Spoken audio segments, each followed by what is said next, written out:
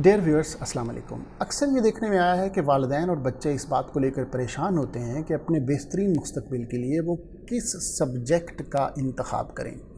आज की इस वीडियो का मतलब आपको इस परेशानी से आज़ाद करना है।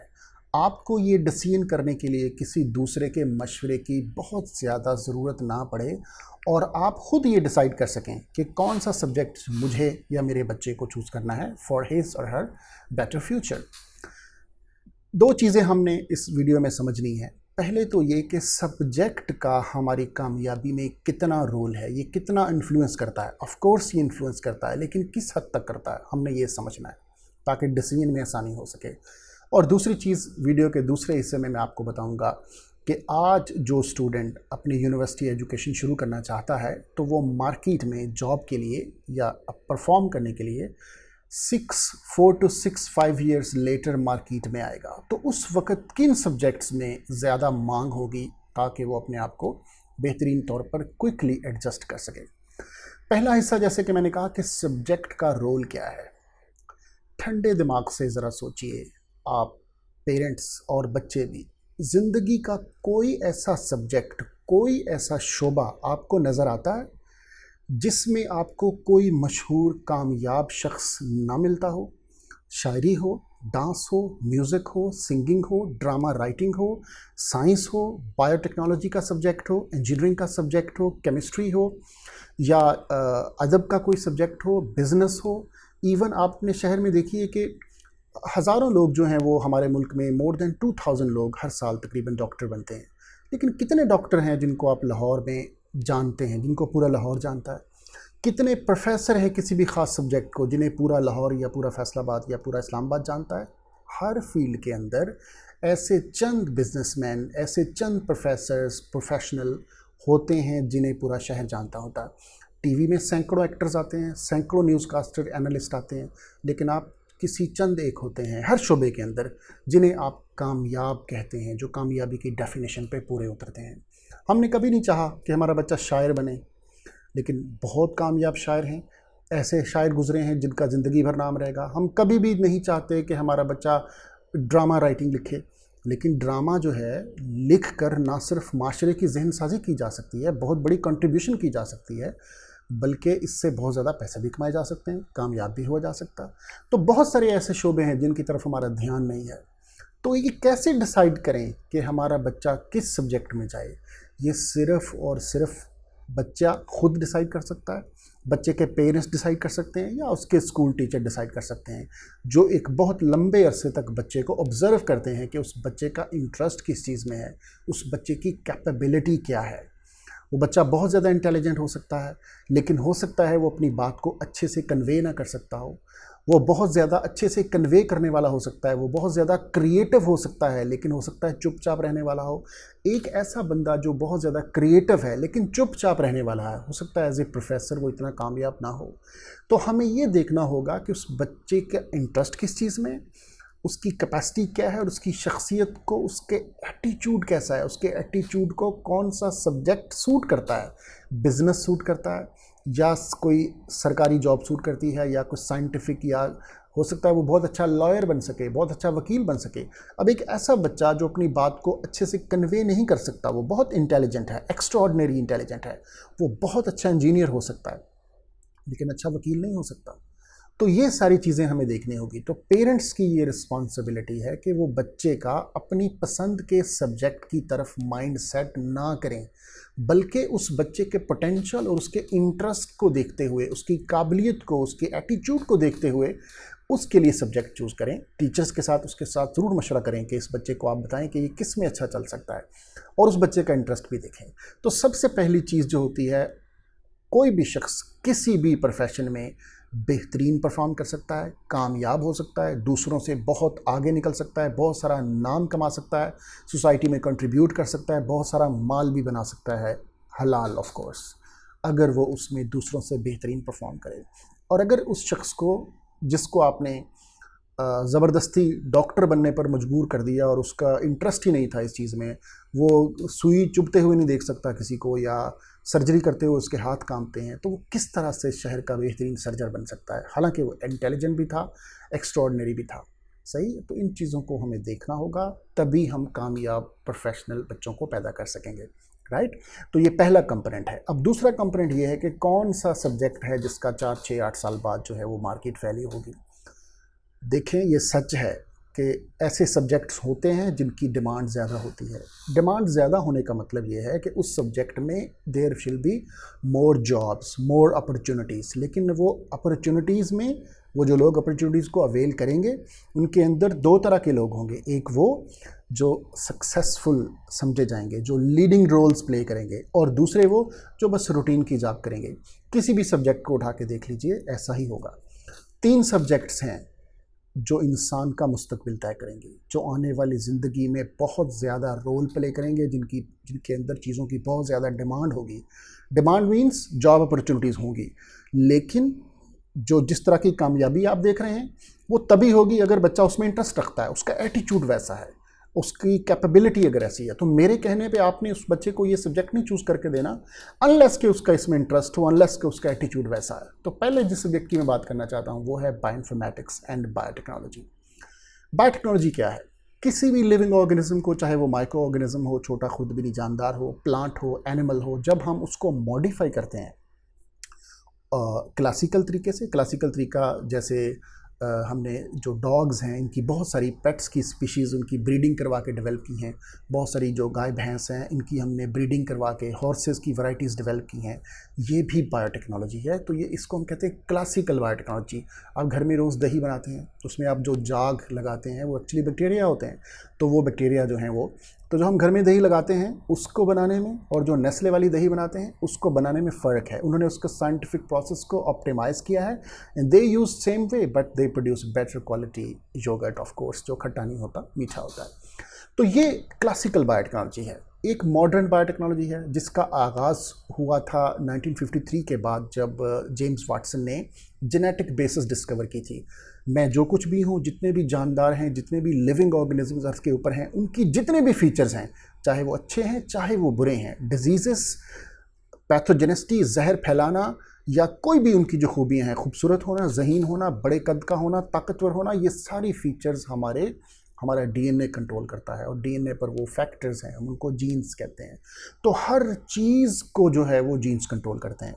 तो मॉडर्न बायोटेक्नोलॉजी में हमने ये अंडरस्टैंड किया है कि जितने भी हमने मॉडिफिकेशन करनी है एक ऑर्गेनिज्म के अंदर, वो उसकी चूँकि बेसिस जीन्स में है, तो वी मस्ट अंडरस्टैंड कि जीन्स क्या हैं, कौन सा जीन कौन सा फंक्शन परफॉर्म कर रहा है, और अगर हमने उस फंक्शन को ज़्यादा चाहते हैं तो उसे कैसे बढ़ाया जा सकता है, और किस तरह से उसके फंक्शन को कम किया जा सकता है। अगर वो कोई प्रॉब्लम क्रिएट करने वाला जीन है, वो किसी पेस्ट के अंदर, पैथोजन के अंदर, वायरस या बीमारी फैलाने वाले बैक्टीरिया के अंदर वो जीन है, तो उसे कैसे रोका जा सकता है।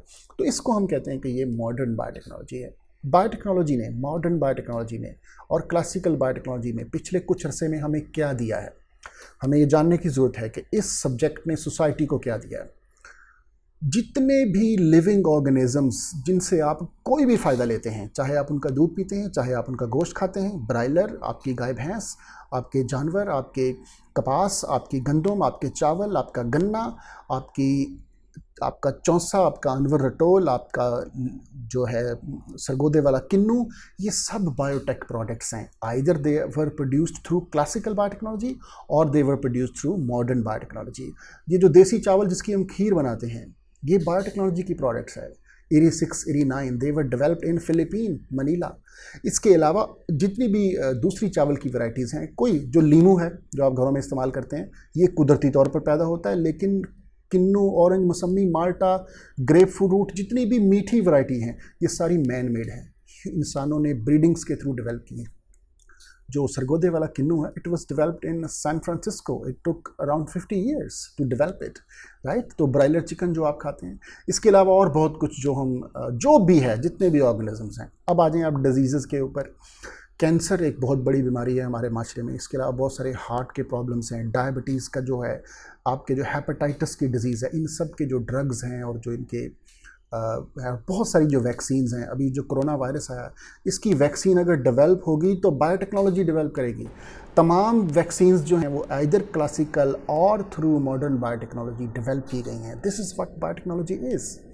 तो फ्यूचर में हमें इन चीज़ों की और ज़्यादा ज़रूरत है। हमारी पॉपुलेशन बढ़ रही है, हमें we need more food, we need more fruits, we need more vegetables, we need more animals to produce better quality and higher quality milk and more yield. We have to face more problems of the diseases. तो उन सब को हमने कैसे address करना है? Biotechnology is working to extend human lives. I'm telling you, this video is a record. After 50 years, 100 years, you will see that human lives will be extended through biotechnology products. दूसरा जो इस subject का एक sister और बहुत ही important component है वो है बायोइन्फॉर्मेटिक्स। बायोइन्फॉर्मेटिक्स क्या है? ये कंप्यूटर एप्लीकेशन है इन बायोलॉजी। जैसा कि हमने देखा कि आज हर सब्जेक्ट के अंदर कंप्यूटर आ गया है, तो ऐसे ही बायोइन्फॉर्मेटिक्स का ये जो जीन्स का डाटा है ये भी बढ़ रहा है। तो इस डाटे को हम क्विकली एनालाइज करना चाहते हैं, उसके जो रिजल्ट्स हैं उसकी बुनियाद पर नई अपॉर्चुनिटीज़ को सिमुलेट करना चाहते हैं। तो ये पॉसिबिलिटी है कंप्यूटर के थ्रू। मैं आपको इसकी सिर्फ एक एग्जांपल दूंगा इस बात को समझाने के लिए। अभी कोरोना वायरस आया, यहाँ लोगों ने जितने मुंह उतनी बातें, जितने पौधे एग्जिस्ट करते हैं इसका हमने नाम बताया, ये जी सना मक्की, ये फ़लाँ पौधा, ये नीम से, ये फ़लाँ। अगर आपके पास 1 लाख ऐसे प्रपोज्ड कंपाउंड्स हैं जिनको आप देखना चाहते हैं कि वो कोरोना वायरस को रोक सकते हैं कि नहीं, तो आप उन लाखों जो कंपाउंड्स हैं अगर उनको लेबॉर्ट्री में टेस्ट करना शुरू कर देना कोरोना वायरस के ऊपर, तो हो सकता है 100 साल लग जाएं और उसके अंदर करोड़ों अरबों डॉलर के केमिकल्स, ह्यूमन रिसोर्स, मतलब इदारे का सारा कुछ उसमें लगेगा। फिर जाके पता चलेगा कि इस 1 लाख में से 90 जो थे वो तो किसी काम के नहीं थे, ये 10 निकले हैं। This is what we can do in computer with in few days. तो हमने क्या करना है, वो लाखों कंपाउंड्स के स्ट्रक्चर हम कंप्यूटर, हमारे पास बायोइन्फॉर्मेटिक्स के ऐसे सॉफ्टवेयर टूल्स हैं, हम उसको उसमें डाल देते हैं और साथ में वायरस के जो टारगेट प्रोटीन्स हैं जिनको हम कंट्रोल करना चाहते हैं, जो पैथोजेनिसिटी करने वाले जीन्स हैं, ये भी बायोटेक्नोलॉजी ने आइडेंटिफाई किया है। आपने प्रोफेसर अताउर रहमान साहब को कहते सुना होगा कि पाकिस्तान में जो एक स्ट्रेन आई है वो कमज़ोर है, ये बायोटेक्नोलॉजी का काम है। बायोटेक्नोलॉजिस्ट ने बताया है कि ये स्ट्रेन कमज़ोर है थ्रू डीएनए सीक्वेंसिंग। तो कितनी स्ट्रेन्स हैं, इनको कैसे रोकना है, ये हम कंप्यूटर में पहले सिमुलेट कर सकते हैं। तो जो 1 लाख कंपाउंड्स हैं हम उसको पहले मॉडलिंग और सिमुलेशन के थ्रू हम इंट्रैक्शन उसकी स्टडी करके हम फाइंड कर सकते हैं कि इसमें से कौन से कंपाउंड्स हैं जो इफ़ेक्टिव हो सकते हैं। तो हो सकता है उस 1 लाख में से हमें 200 या 100 कंपाउंड्स मिले जो इफ़ेक्टिव हो सकते हैं, तब उन इफ़ेक्टिव कंपाउंड्स को हम लैब में टेस्ट कर लेंगे। So this is what bioinformatics is.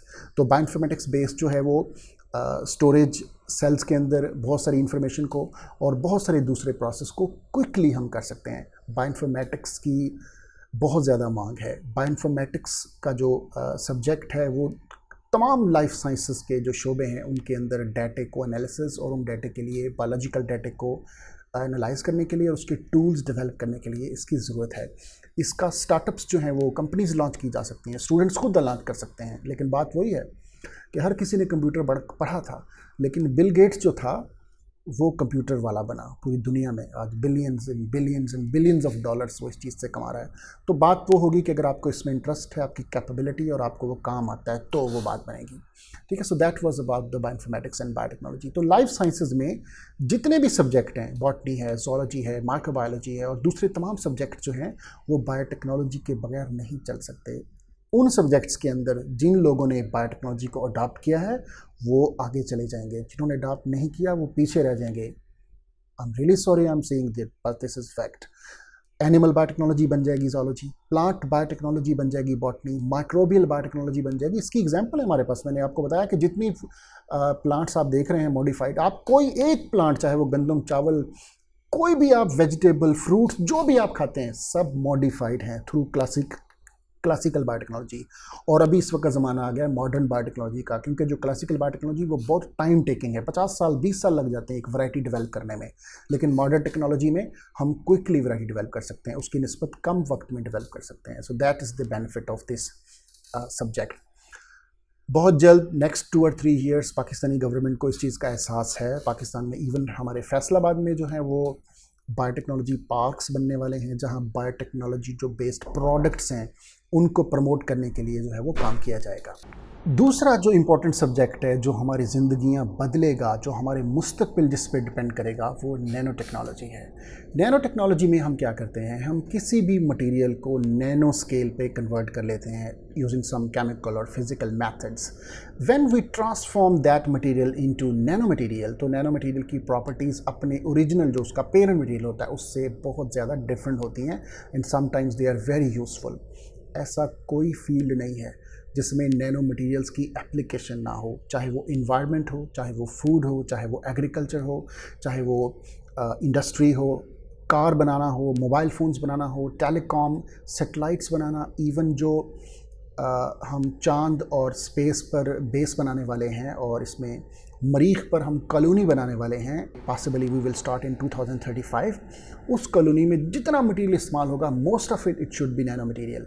Nano materials को हम नैनो स्केल पर प्रोग्राम करने का ख्वाब रखते हैं। मैं आपको इसकी 2 एग्जांपल्स दूंगा।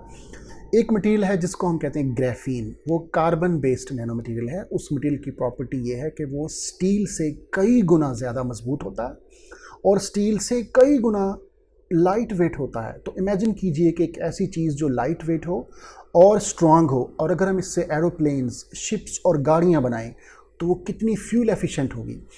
इसके अगर हम ड्रेस बनाएं तो वो बुलेट प्रूफ होंगे।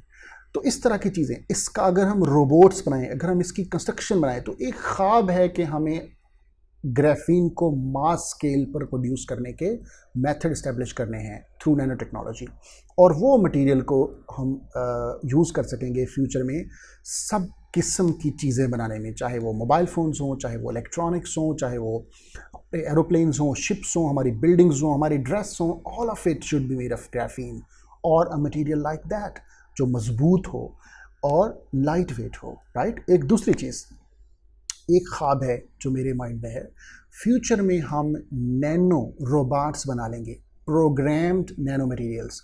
उस प्रोग्राम, वो जो नैनो मटेरियल होगा उसका प्रोग्राम ये होगा कि हम उसे किसी भी जो डिजीज़ पैदा करने वाला बैक्टीरियम है उसके अगेंस्ट हम उसे प्रोग्राम करेंगे।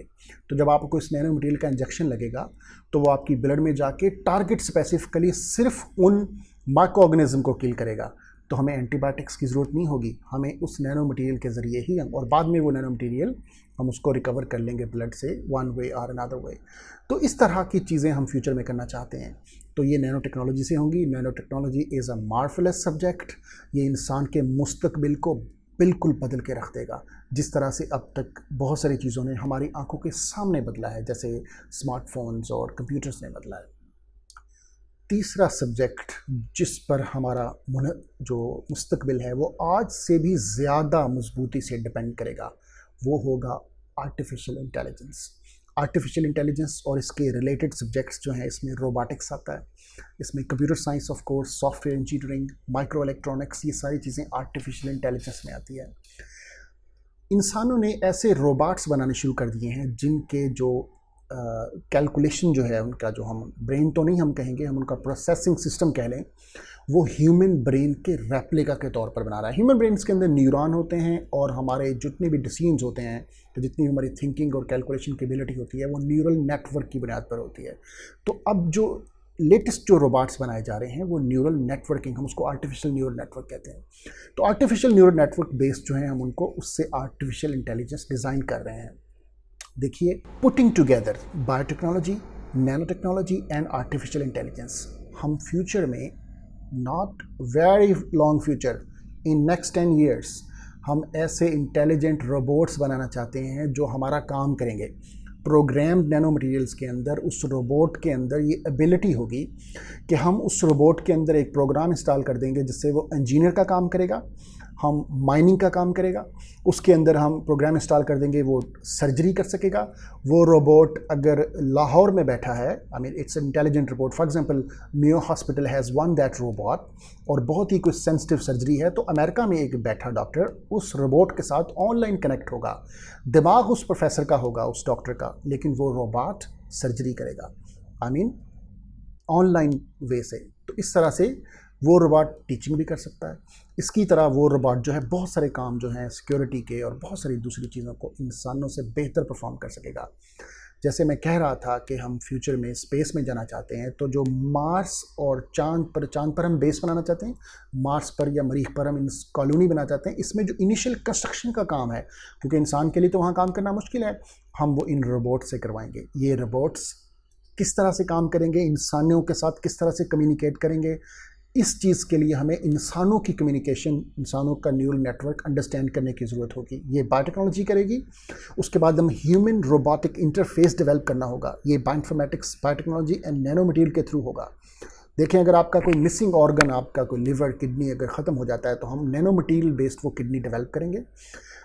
उस किडनी को या उस ऑर्गन को जब हम ह्यूमन बॉडी के अंदर लगाएंगे, तो वो ना सिर्फ हमारी बॉडी में मौजूद ग्लूकोज से, जिस तरह से बाकी हमारी बॉडी एनर्जी लेती है, वो भी एनर्जी ले सकेगा और वो हमारी बॉडी से कम्युनिकेट भी करेगा। तो ये जो इंटरफेस है, ये डेवलप करने के लिए हमें दोनों, उस रोबोट और ह्यूमन दोनों के जो सिस्टम है कम्युनिकेशन को समझने की ज़रूरत है। तो ये बायोइन्फॉर्मेटिक्स एंड बायोटेक्नोलॉजी से होगी।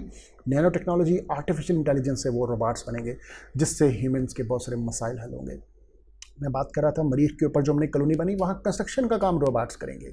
वहाँ सारी कंस्ट्रक्शन ग्राफीन से होगी और वहाँ पर जो सबसे पहली हमने यहाँ ज़ाहिर है वहाँ पे हमने फूड प्रोड्यूस करनी है। तो मरीख के इन्वायरमेंट और चांद के इन्वायरमेंट पर कौन सी क्रॉप्स ग्रो की जा सकती हैं अंडरग्राउंड, आर्टिफिशियल लाइट से या किसी भी तरह से, उसकी सॉइल को यूज़ करते हुए, ये बायोटेक्नोलॉजिस्ट डेवलप करेगा। और उसके बाद हम जब एस्टेरॉइड जो हैं मार्स और जुपिटर के बीच, वहाँ पर ट्रिलियंस ऑफ डॉलर्स का रेयर अर्थ एलिमेंट्स हैं, तो हम वहाँ से उनकी हार्वेस्टिंग करना चाहते हैं। तो उसके लिए अगर इंसान तो पॉसिबल ही नहीं है कि वहाँ जाके करे, तो हम रोबोट्स के थ्रू वो करेंगे। तो ये सारी एंडलेस पॉसिबिलिटीज़ हैं जो इन तीनों सब्जेक्ट्स के गिर्द घूमेंगी। लेकिन आखिर में मैं ये कहना चाहता हूँ कि इन तीनों सब्जेक्ट्स में कुछ लोग होंगे जो लीड करेंगे। ये वो लोग होंगे जो अपने काम को बेहतरीन तरीके से सीखेंगे, जिन्हें इनसे इश्क होगा, और वो सिर्फ यही और यही करेंगे। पहले भी किया है लोगों ने। हर फिज़िक्स वाला बंदा आइंस्टाइन, न्यूटन नहीं बना। हर बायोलॉजी वाले बंदे को नोबेल प्राइज़ नहीं मिला। हर शख्स ड्रामा लिखने वाला, हर एक्टर, हर पॉलिटिशियन, हर लॉयर वैसा नहीं है जैसा कामयाब शख्स है। बहुत सारे हज़ारों हैं, लेकिन चंद का उनमें से होते हैं जिनको हम कामयाबी की एग्जाम्पल समझते हैं।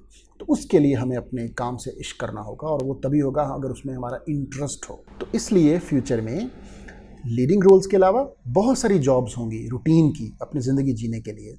तो वो बहुत सारी जॉब्स कंप्यूटर साइंस में, आईटी में, artificial intelligence of course, software engineering, nano technology, bioinformatics और बायोटेक्नोलॉजी में होंगे। बाकी सब्जेक्ट्स भी चलेंगे, लेकिन रूटीन में चलेंगे, लीडिंग रोल ये प्ले करेंगे। I hope that this video will be helpful for you to make a decision. If you still have any confusion, you can make a phone call to me and you can write an email to me. I would love to help. Thank you very much. Stay happy and keep spreading happiness.